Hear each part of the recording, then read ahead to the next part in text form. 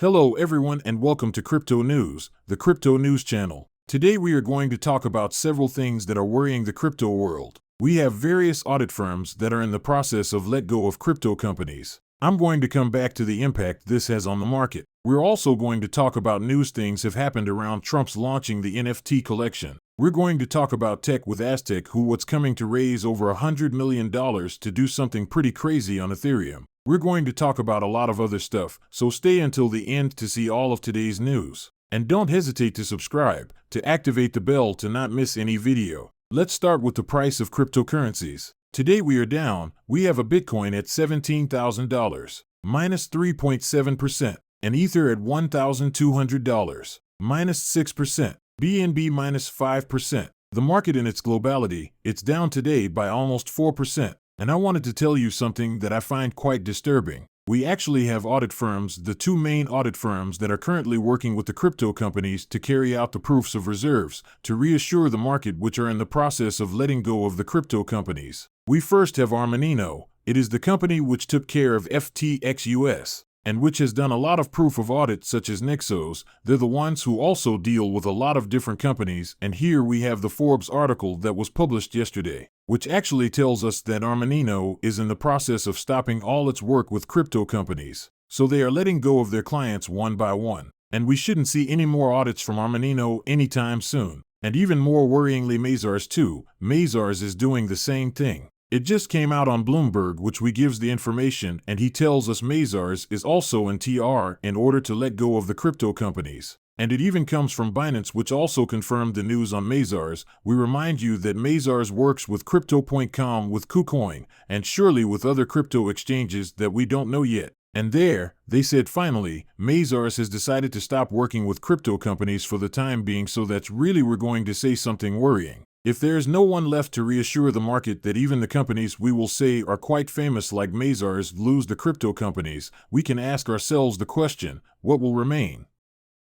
There will remain audit companies that are not very well known for carrying out audits and reassuring the market, and its unknown companies may not have the same rigor as other crypto companies. After we remind you, for the moment, this were not audits as such on the exchanges. It was mainly to show their proofs of reserves on the procedures agreed between the audit company and the exchange to carry out a series of procedures and check that everything is correct. So it's still not an audit, but that means that now it will be even less serious, I want to say, because there will be more serious companies that will want to work with them. We also remind you why these audit firms do that. In fact, because they put their reputation a bit at stake. When an FTX goes bankrupt and people are filing complaints against Armaninos, because Armaninos did their job badly, it's the Armaninos' image that is at stake. See, it is also all the others Mazars customers, or any other Armaninos customers who could put pressure on the exchanges, to finally rather on the Mazars audit company to say stop doing crypto audits because our reputation is at stake.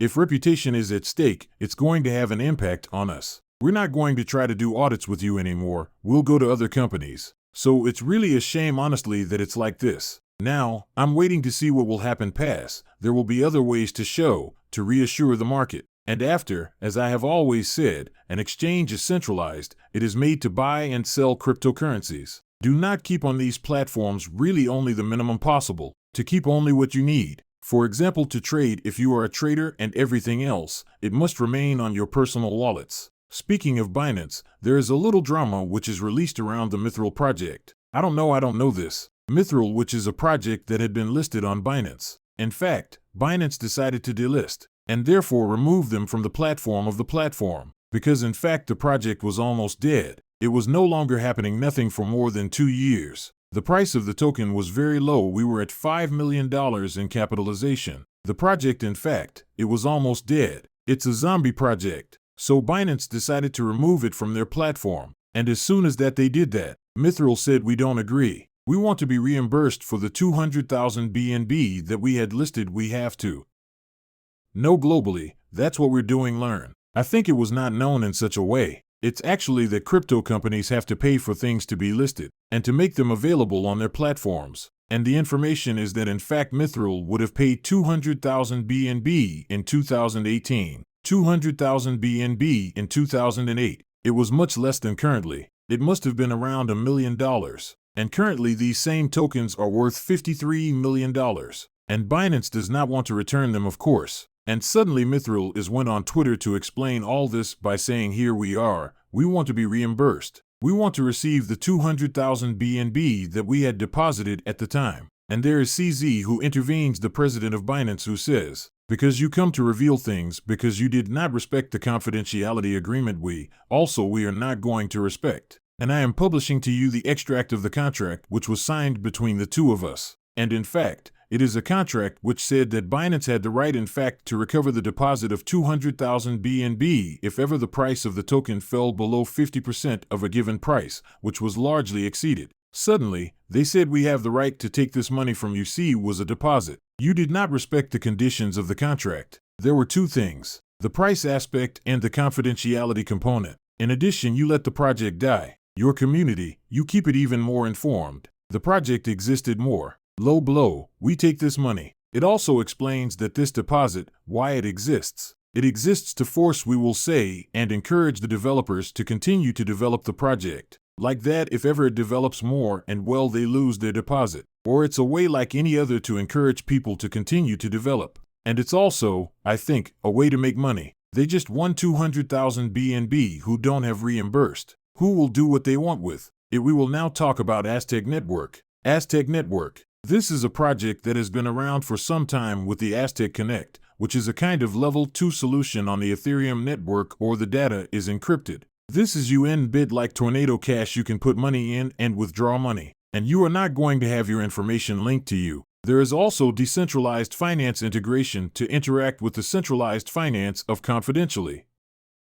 And it also reduces transaction fees. It's really very innovative what they did, Aztec Connect. And there they have just raised $100 million from the most famous investor in the crypto world, A16Z, to keep developing all this. When you read the article where they explain all this a bit, it's not just to buy Aztec Connect. They are doing other things. They are developing it where it is not very clear. Another blockchain, really end-to-end encrypted, but which would remain secured by Ethereum. And this is where I am a little more skeptical, because Aztec Connect was connected only on Ethereum. There they want to create their own level 1 solution, but which remains secured by Ethereum. So I'm waiting to see what it will give. We don't know yet what it will be. Will it be real security? We're going to say based on Ethereum security, that is to say a real level 2 solution, or it will be something completely different. We are waiting to see, but in any case, things will happen around Aztec. To my knowledge, they haven't done any airdrop yet. By the way, if you want to go and test Aztec Connect, it works quite well and it's very interesting. Here's a little info on Aztec. I now wanted to talk to you about Donald Trump, who has just launched his project. Yes, a former president of the United States who is launching his project, 45,000 NFTs to be sold at $100 each, $99. You can see the NFTs here. I checked, it looks really good. Donald Trump, who is behind all this. He would have posted this on his social network which he owns. Donald Trump's with various get-ups where you can currently see this. I just that it's pretty crazy to see Donald Trump in this niche of crypto and NFTs. It's also not something that's going to generate billions and billions for him, because there's 45,000 for $100 each, and it generated $4.5 million for him at most, because all the 45,000 NFTs in the collection have been sold. Finally, we talked about Microsoft, which has just changed its policy in terms of its cloud and the cloud Azure. We no longer have the right to mine cryptocurrencies without Microsoft's authorization, so that's a change. Before it was authorized, it was not prohibited. On Google, it had been prohibited for a while. On Amazon, it's forbidden on Amazon's free mode. So really, it's starting to be more and more complicated to mine in the cloud. I hope you liked the content. If so, do not hesitate to subscribe, like, comment, and I'll tell you tomorrow for the next video.